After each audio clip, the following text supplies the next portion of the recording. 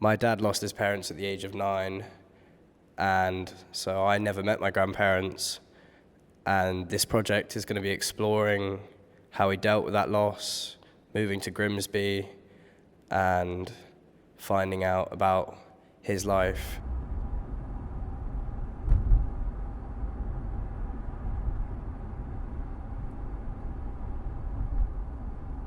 I moved to Grimsby in April 1973, the year after my parents died, and I was 9 years old. The incident in Spain where my parents were killed by lightning, there was a 9-month period where I was staying with my grandparents before I came to Grimsby. Then, for the next 10 years, I lived at number 3 Abbey Park Road with my Uncle John and Auntie Leslie and their 2 children, John, who was aged 3 at the time, and Alison, who was 5. It was a Victorian semi-detached house with high ceilings, a dog, and so much dust that I sneezed constantly for about 10 years. It was a stable and supportive and generally happy home life in most ways. Leslie taught me how to play table tennis and tennis. John taught me about painting and decorating and DIY things. I started to feel that the one compensation for losing my parents was that I had some sort of extra freedom. And then coming to Grimsby and living with this uncle and aunt, I came across a sort of much more restrictive environment where I was put on a level of privilege with my much younger cousins, their own children, and I guess they were trying to save their own children from feeling resentful or jealous. I just remember sort of points of agony or pain where I was really frustrated and felt that I hated John. And I remember telling Leslie that I hate him, and she would say, the line between love and hate is very thin. And I didn't really understand what she meant. I thought it was a pretty thick line, actually. So yeah, those were some of the difficult memories from my first couple of years living in Grimsby.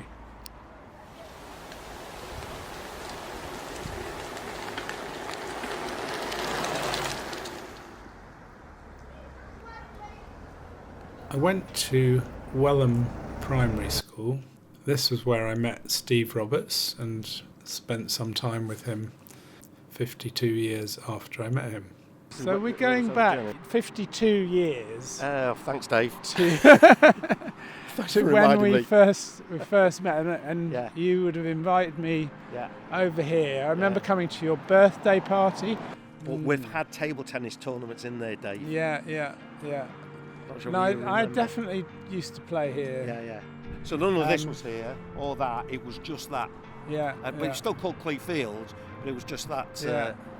And I think I used to take it quite seriously. It was sort of I was the table tennis captain, and everyone would sort of turn up in jeans, and I'd get my shorts on and my trainers and warm up. And so this is where we first met. By that little window there, okay? Right. It was me and you. Yeah. And there was Rachel. Knowles was sat on the end of the table. Mr. Harrod's class. Right. Okay, so that's where I first met you. Did I come across as somebody who was traumatised or? Yes. Yeah. I think that's a fair thing to say, Dave. Is that you were obviously very quiet when you first arrived, because obviously this was all strange, all new, and what have you. And but I mean, we were lucky because we had a great class. Mrs. Seal used to run the pottery classes. Right. You remember the 2 huts, at the far entrance when you came in? Oh, yeah, on the right side there were huts. Yeah. Right, so when we got to my dad still got the pottery train that you made.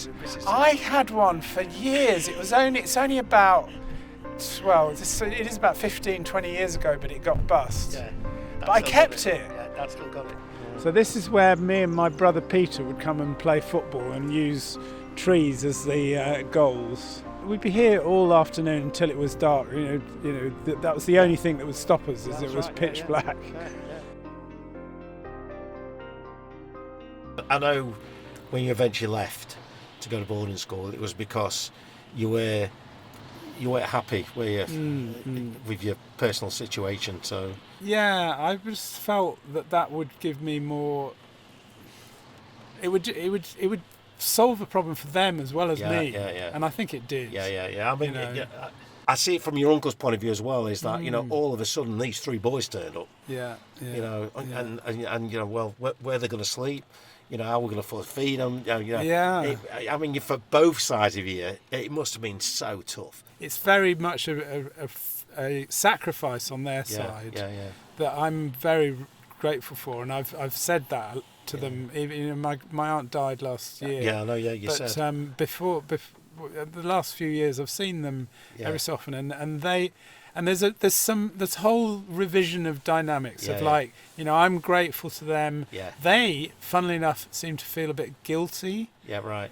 Could we have done something better? So that you wouldn't have felt so bad as a kid.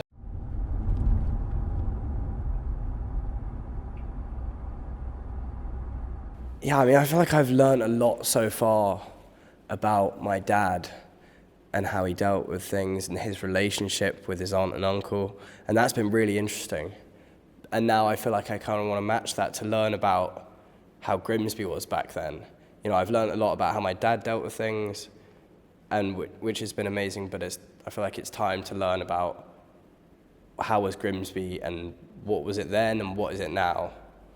And I already know that one of the biggest things in Grimsby is the football team. The football team and the fish. That is basically the two F's of Grimsby, football and fish, and they go hand in hand. But nowadays, it kind of feels like there's no fish, just football. It used to be a very, very vibrant sort of social area. There were lots of shops, lots of people out and about, and everybody knew one another. If you look at it now, it's really run down. There's graffiti everywhere. There's shops that have got shutters over them, which they would never have had in the past. It's just such a pity to see it so run down.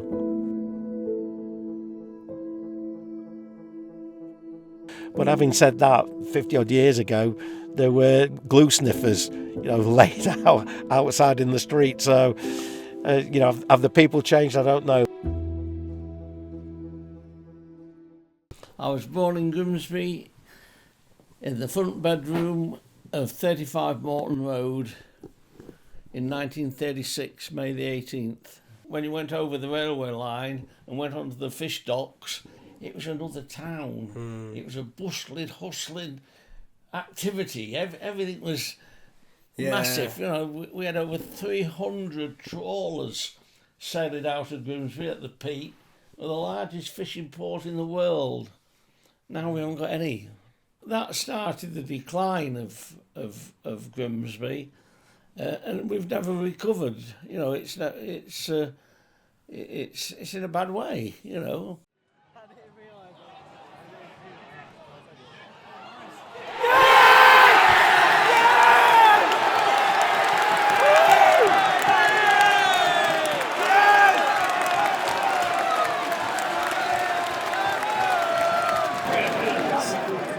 This town is full of bagheads. Yeah, it's good, mate. It's nice traditional fishing town. This is like God's ground. This is like a church to me. We come and we sing. I'm the pastor. Amazing. Does it have that sort of religious feel to it? Yeah. Community.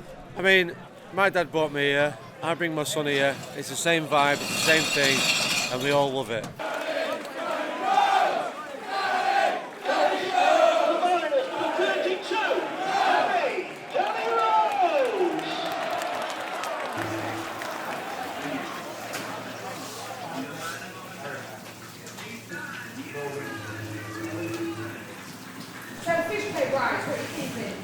What's the option? Haddock or salmon? Oh, 1 salmon, 1 haddock? Yeah. So what, because it's a pack of 6, or do you want smaller? I lived in Abbey Park Road, next to People's Park. Near People's Park? Yeah. Nice big houses. See, I was Cleethorpes. Right. So I was always the other end. Cleethorpes, Humberston. Yeah. So I was right up the other end. Yeah. So it's changed a lot. Yeah. In many ways. Some good, some bad. Nobody gets away with that, do they? Yeah, all good. It's improved. Yeah, you can definitely take those. It's fundamentally the same, but it has a lot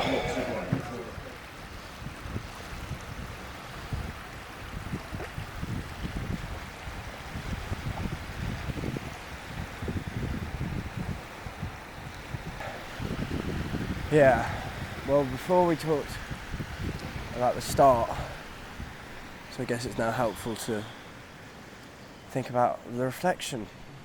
How do you feel about Grimsby?